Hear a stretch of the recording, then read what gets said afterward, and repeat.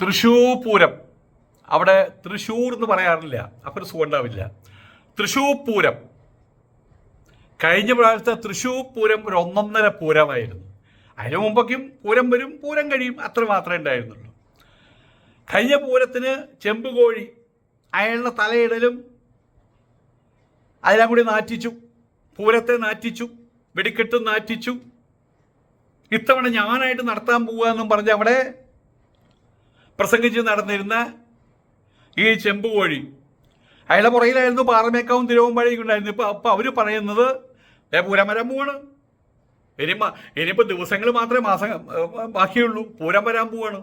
പൂരം വെടിക്കെട്ട് പ്രതിസന്ധിയിൽ ദേവസ്വം ഭാരവാഹികളെക്കും കൂടിയിട്ട് എഴുന്നള്ളിച്ച് പീയൂഷ് ഗോയലിൻ്റെ അടുത്തേക്ക്, കേന്ദ്രമന്ത്രിയുടെ അടുത്തേക്ക് എത്തിക്കാം, ഇപ്പം പോകാം, ഇപ്പം പോകാം, എപ്പം ശരിയാക്കി തരാമെന്ന് പറഞ്ഞ് ഈ ചെമ്പുകോഴി എപ്പം കാണാനേ ഇല്ല. അത് പറഞ്ഞു കഴിഞ്ഞ് പോയിട്ട് ആഴ്ചകൾ കഴിഞ്ഞ് ഒരു വിവരവും ഇല്ല. ഇനിയിപ്പോൾ എന്താ മാർഗം? കോടതിയിൽ പോകണം. കോടതിക്ക് എന്ത് ചെയ്യാൻ പറ്റും? നിയമം എന്നൊന്നുണ്ടല്ലോ, അതിനെ മറികടക്കാൻ കോടതിക്ക് പറയില്ലോ, പറ്റില്ലല്ലോ. ആയതുകൊണ്ട് ഇത്തവണത്തെ തൃശ്ശൂർ പൂരം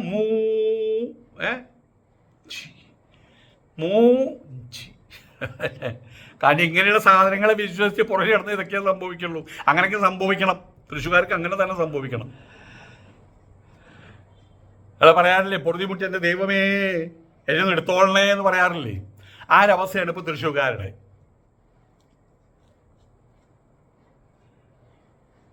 പൂരത്തിൻ്റെ പേരും പറഞ്ഞ് പൂരം കലക്കി, അത് BJP ആണ്, അവരുടെ രാഷ്ട്രീയ താല്പര്യത്തിന് വേണ്ടി പൂരം കലക്കി എന്ന് പറയുന്ന ഒരാളുണ്ട് അവിടെ, അതാണ് ചെമ്പുകോഴി, അയാളാണ് പൂരം കലക്കി. ആകെ തെളിഞ്ഞ കാര്യങ്ങളാ. ഇത്തവണ ഏതായാലും നിങ്ങൾ ഭയപ്പെടണ്ട എന്ന് അവിടുത്തെ പൂരം നടത്തിപ്പുകാർ പാറമേക്കാവിനോടും തിരുവമ്പാടിയോടും പറഞ്ഞിരിക്കുക. ഇത്തവണ ഞാൻ നേരിട്ട് വന്ന് പൂരം ഒരു കലക്കെന്ന് പറഞ്ഞിരിക്കുകയാണ്.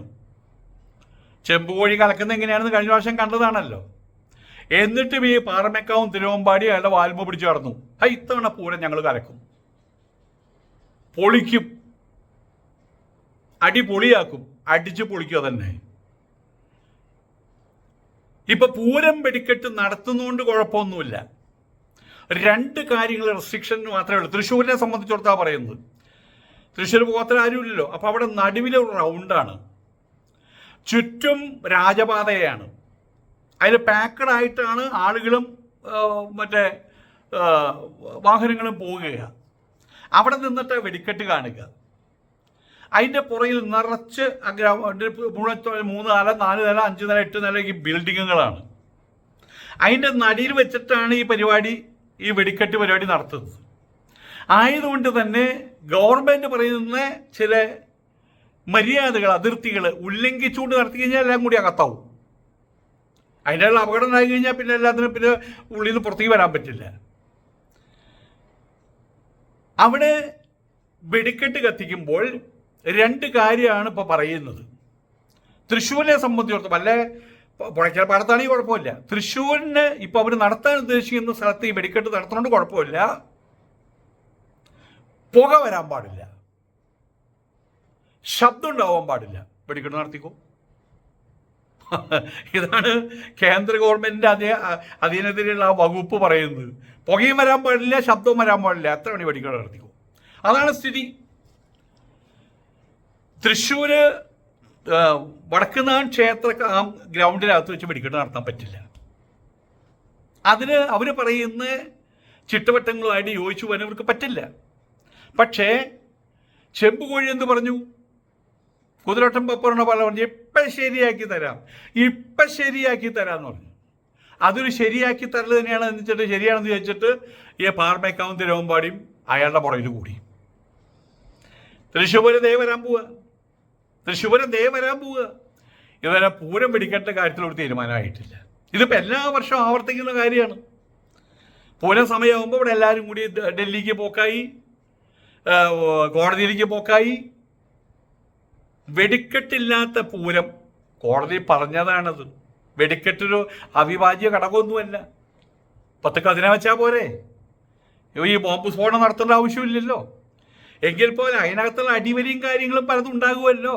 ആനയ്ക്ക് ഏക്കം കൊടുക്കുന്ന സമയത്ത് കോൺട്രാക്ട് കൊടുക്കുമ്പോൾ അടിവലി, വെടിക്കെട്ടിന് ലക്ഷങ്ങൾ മുടക്കുന്ന സമയത്ത് അതിൻ്റെ ഉള്ളിലുള്ള അടിവരി ഇതൊന്നുമില്ലെങ്കിൽ പിന്നെ എന്ത് അപ്പോൾ ഇതൊന്നുമില്ലെങ്കിൽ പിന്നെ അവർ കുടമാറ്റം എല്ലാ വർഷവും പുതിയ കുടകളാണ്. പലർക്കും അറിയില്ല, എല്ലാ വർഷവും പുതിയ കുടകളാണ്. ഓരോ രണ്ടുപേരുടെ കേസല്ല അവിടെ അടിവലി നടക്കുന്നത്. അപ്പം ഇതിൻ്റെ പുറകിലൊക്കെയുള്ള താല്പര്യം തൃശ്ശൂർ പൂരത്തിനോട് താല്പര്യമോ പൂര സ്നേഹികളോടുള്ള താല്പര്യമൊന്നുമല്ല, അതിനപ്പുറം സാക്ഷാൽ മഹാത്മാഗാന്ധിയോടുള്ള താല്പര്യമാണ്. മഹാത്മാഗാന്ധിയോടുള്ള താല്പര്യം, 500-ൻ്റെ 1000-ൻ്റെ 2000-ൻ്റെ നോട്ടിനോടുള്ള താല്പര്യം, അതന്നെ കേസ്.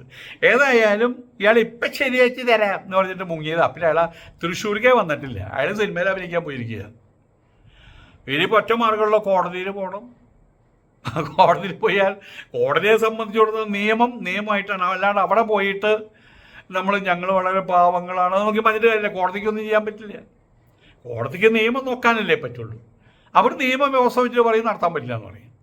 തൃശ്ശൂർ പൂരം വെടിക്കെട്ടിൻ്റെ പ്രതിസന്ധി പരിഹരിക്കാൻ കേന്ദ്രമന്ത്രി പീയൂഷ് ഗോയലുമായിട്ട് ചർച്ച നടത്താൻ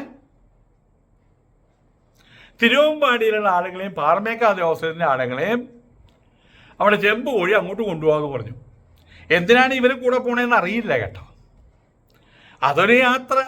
പാറമേക്കാവിൻ്റെ ഭണ്ഡാരത്തിന് പൈസ എടുത്ത് അവിടുത്തെ ആൾക്കാരും തിരുവമ്പാടിയുടെ പൈസ എടുത്ത് അവിടുത്തെ ആൾക്കാരും തിരുവമ്പാടിയുടെ പ്രസിഡൻ്റായിട്ട് ഏറെ നാളിരുന്ന ആളിപ്പോൾ ചെയ്യില്ല. എവിടെയും കയറി അവിടെ നിന്ന് പൈസ കപ്പിപ്പിടിച്ചു. സുന്ദർ മേനോൻ പത്മശ്രീയ. ഇപ്പം എന്തിനാ പത്മശ്രീ കിട്ടിയെന്ന് മനസ്സിലായില്ലേ? അപ്പം ഇവരവിടെ പോയിട്ട് എന്താ പറയുക? പീയൂഷ് ഗോയലിൻ്റെ മുമ്പിൽ വന്നിട്ട് ഹായ് പീയൂഷ് ഗോയൽ പറഞ്ഞു. അപ്പോൾ hi you introduce yourself. Suresh Gopi അപ്പുറത്തുണ്ടോ നോക്കണേ. You introduce yourself. What's your name? My name is കുഞ്ഞുണ്ണിന്ന്. യു ആർ കമ്മിങ് ഫ്രം തൃശ്ശൂരിന്ന്. ഇതൊക്കെയല്ലേ കുട്ടികൾക്ക് പറയാറിയുള്ളൂ. ആൻഡ് ഇയാൾ പറഞ്ഞു ഞാൻ കൊണ്ടുപോകാൻ നിങ്ങളെ. എന്നിട്ട് അവിടേക്ക് എല്ലാവരേക്കും ഒന്ന് കാണിക്കാട്ടെ മക്കളെ. ഇപ്പം അമ്മാവനെ കാണാനില്ല. സമയമായപ്പോൾ ഇയാളെ കാണാനില്ല. അയാളുടെ പൊടി പോലും കാണാനില്ല. തൃശ്ശൂർ MP ആണ്. ഈ കഴിഞ്ഞ 4-നാണ് ഇയാൾ ഈ ചെമ്പ് വഴി താൻ ദേവസ്വം ഭാരവാഹികളെ രാജേഷ് ഗിരീഷ് പണ്ടൊക്കെ ഉണ്ടായിരുന്നു ഇവിടെ ആൾക്കാരെ കേട്ടോ. KK മേനോനും മറ്റടുത്തൊരു പ്രൊഫസറായിരുന്നു കുറേ കാലം. അയാൾ ഇംഗ്ലീഷ് പ്രൊഫസറാ. അങ്ങനെ മരിച്ചു. അപ്പം അവരായിട്ട് കാര്യങ്ങൾ നടത്തും. അതിലൊരു വിരലുകൊണ്ട് മോത്തയ്ക്ക് മൂത്ത് വരും. ഇന്നുള്ള പിള്ളേർക്ക് അതിനുള്ള ശേഷിയില്ല. അതുകൊണ്ടാണല്ലോ എൻ്റെ പുറകിൽ കിടന്ന് നടക്കുന്നത്. അപ്പം ഇവരെയും കൊണ്ട് ഡൽഹി കാണിക്കാൻ കൊണ്ടുപോകാം. നമ്മുടെ വെള്ളിമൂങ്ങയിൽ അവിടെ ഇയാൾ മേനോൻ ഉണ്ടല്ലോ, ബിജു മേനോൻ, വേറെ പയ്യൻ്റെ പേര് എനിക്കറിയില്ല. അവനെയും കൊണ്ടിട്ട് ഡൽഹിക്ക് കൊണ്ടുപോകാമെന്ന് പറഞ്ഞു.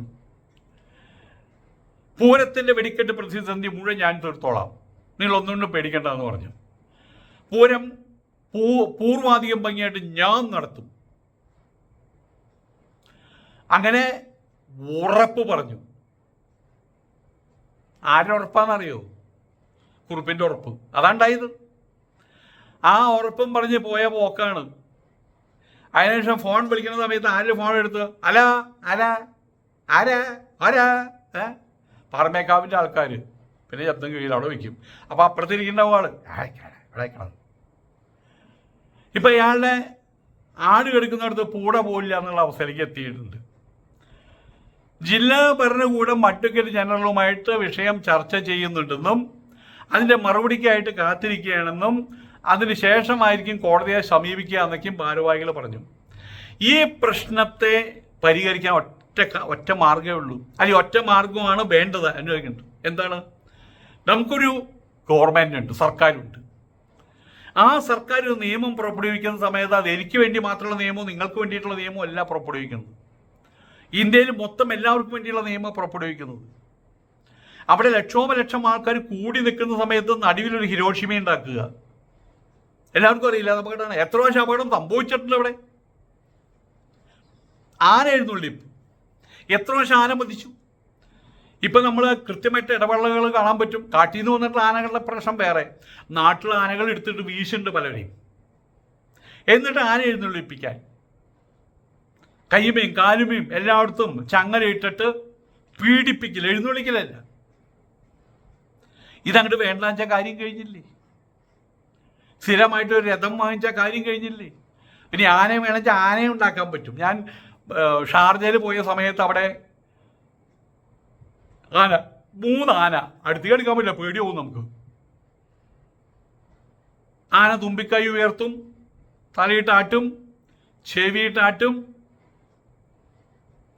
യന്ത്രം കൊണ്ടുള്ള ആനയാണ്. അതിൻ്റെ കാര്യം കഴിഞ്ഞാൽ അത് പാർട്ടായിട്ടൊരു ഭാഗത്ത് വയ്ക്കാം, അടുത്ത വർഷം വീണ്ടും എടുക്കാം. ഇത്രയുള്ള കാര്യങ്ങൾ. പക്ഷെ അടിവലി നടക്കില്ലല്ലോ. അപ്പം ഈ ആന കരിപ്പണി, ആനപ്പണി, മറ്റേ കരി, അതായത് വെടിക്കെട്ട് കരി, ഇത് രണ്ടാണ് വേണ്ടാന്ന് വെച്ചാൽ കാര്യം കഴിഞ്ഞില്ലേ? അത് ചെയ്യില്ല. വെടിക്കോപ്പുകൾ സൂക്ഷിക്കുന്ന അവിടെ ഒരു ഇടമുണ്ട്, തെങ്ങാട്ട് പോകുന്ന നമുക്ക് കണ്ടറിയാൻ പറ്റും. 2 സ്ഥലത്തുണ്ട്. ആ വെടിക്കെട്ട് സൂക്ഷിക്കുന്ന ആ സ്ഥലത്തിനും വെടിക്കെട്ട് നടത്തുന്ന ഫയർ ലൈനും തമ്മിൽ 200 മീറ്റർ അകലം വേണമെന്നാണ് പറഞ്ഞത്, മിനിമം. അത് നേരത്തെ 500-400 പറഞ്ഞാണ് കുറച്ച് 200 മീറ്റർ ആക്കി. അതാണ് കേന്ദ്ര എക്സ്പ്ലോസീവ് വകുപ്പിൻ്റെ പുതിയ നിയമ ഭേദഗതിയിൽ അങ്ങനെയാണ് പറയുന്നത്. പക്ഷെ അങ്ങനെയാകുമ്പോൾ ഇവിടെ വെടിക്കെട്ട് നടത്താൻ പറ്റില്ല.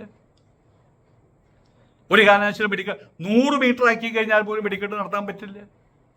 അപ്പോൾ എല്ലാം ഒഴിച്ചാൽ പുതിയ നിയമ ഭേദഗതി പ്രകാരം വന്ന കാര്യങ്ങൾ മുഴുവൻ വേണ്ടെന്ന് വെക്കണം. അതിനിപ്പോൾ അവർ തയ്യാറാകൂ? ഏതായാലും ഈ നിയമത്തിന് ഭേദഗതി അല്ലെങ്കിൽ ഇളവ് കിട്ടാൻ വേണ്ടിയിട്ടാണ് കേന്ദ്രമന്ത്രി പീയൂഷ് ഗോയലിനെ കാണാൻ ദേവസ്വം ഭാരവാഹികളെ വലിച്ചടച്ച് ഡൽഹിയിലേക്ക് കൊണ്ടുപോകുന്ന ചെമ്പുകോഴി സാറ് പറഞ്ഞത്. ഇപ്പം എന്തായി? കോഴിയില്ല, കോഴിയുടെ പൂടയില്ല. ഇവർക്ക് ഇതിനുള്ള അനുമതി കൊടുക്കുന്നതിന് പകരം ഈ വെടിക്കെട്ടും ആനയും സാക്ഷാൽ ശ്രീനാരായണ ഗുരുദേവൻ പറഞ്ഞിട്ടുള്ള കാര്യങ്ങൾ അദ്ദേഹം ആണല്ലോ. അദ്ദേഹത്തിന് മുഴുവൻ കോമഡി ആക്കി മാറ്റിയിരിക്കുകയല്ലേ. കള്ള് ചെത്തരുത്, വിൽക്കരുത്, കുടിക്കരുത് പറഞ്ഞ് ശ്രീനാരായണ ഗുരുദേവന്റെ പ്രഥമ ശിഷ്യൻ നടേശ ഗുരു സാർ എന്താ ചെയ്യുന്നത്? ഇതല്ലേ ചെയ്തുകൊണ്ടിരിക്കുന്നത്. അപ്പോൾ ആ പറയാണ്ടിരിക്കുന്നതല്ലേ. അതുപോലെ അദ്ദേഹം പറഞ്ഞത് കരികൾ 2ഉം നിരോധിക്കണമെന്ന് പറഞ്ഞു. ആന, വെടിക്കെട്ട്. ഇവിടെ കണിമംഗലം ക്ഷേത്രം നേരിട്ട് അവിടെ വെച്ചിട്ടാണ് ആദ്യത്തെ SNDP യോഗം ഉണ്ടാകുന്നത്. ഗുരുദേവൻ സ്ഥാപിച്ച, ഗുരുദേവന് ഏറ്റവും കൂടുതൽ ഇഷ്ടപ്പെട്ട ഒരു സ്ഥലം കൂടിയാണ് കണിമംഗലത്ത്. കണിമംഗലം എന്ന് വെച്ചാൽ കുറുക്കഞ്ചേരി മാഹേശ്വര ക്ഷേത്രം. അവിടെയും ആന മതിച്ചു. കഴിഞ്ഞ വർഷം ആന എഴുന്നള്ളിച്ചോണ്ടല്ലേ. അവിടെയുണ്ട് വെടിക്കെട്ട് നടത്തും. ഇയാളെ സംബന്ധിച്ചിടത്തോളം, ഈ ചെമ്പുകോഴിയെ സംബന്ധിച്ചിടത്തോളം, ആശാ വർക്കേഴ്സിൻ്റെ സമരം നടക്കുമ്പോൾ അയാൾ വന്ന് പറഞ്ഞു, ഞാൻ നിങ്ങളുടെ സമരം തീർത്തിരിക്കും. അപ്പോൾ അവർ ഇത് ഇടയ്ക്കിടയ്ക്ക് വന്ന് പറയാണ്, ഞാൻ നിങ്ങളുടെ സമരം തീർത്തി. അവർ പറഞ്ഞു, നിങ്ങൾ വലിയ വർത്തമാനം പറയണ്ട, അതിൻ്റെ ഉത്തരവ് കൊണ്ടുവരാൻ പറഞ്ഞു. പിന്നെ അവിടേക്ക് കടന്നിട്ടില്ല. ഞാൻ ഡൽഹിയിലേക്ക് പോകും. അയാൾ ഡൽഹിയിലേക്ക് പോയി എവിടേക്ക് പോയെന്ന് ഇവരാൾ ചിന്തിക്കുന്നത് തന്നെയല്ല. കാരണം ആശാ വർക്കേഴ്സിനറിയാം ഇതൊരു മണമണാഞ്ചനെന്നറിയാം. അയാൾ ഡൽഹിയിൽ പോയിട്ട് അവിടുന്ന് ഉത്തരവും കൊണ്ടുവരുന്നു പറഞ്ഞൊരു പോക്ക് പോയതാണ്. ഇപ്പോൾ ലോകം 3 വട്ടം 4 വട്ടം ചുറ്റാനുള്ള സമയം കഴിഞ്ഞു. ഇതുവരെ ഉത്തരവുമായിട്ട് വന്നിട്ടില്ല. അയാൾ തിരിച്ചു വന്നിട്ടില്ല. ഇങ്ങനെയുള്ളൊരു ചരക്കരയും വെച്ചുകൊണ്ട് തൃശ്ശൂർ പൂരം നടത്തുമെന്ന് പറഞ്ഞതിൽ വല്ല അർത്ഥമുണ്ടോ? ഏതായാലും തൃശ്ശൂർക്കാർക്ക് മൊത്തത്തിൽ ഇത് വേണം. പാറമേക്കാവിനും തിരുവമ്പാടിക്കും പർട്ടിക്കുലറായിട്ട് അവർക്കും ഇതൊക്കെ തന്നെ വേണം. നമസ്കാരം.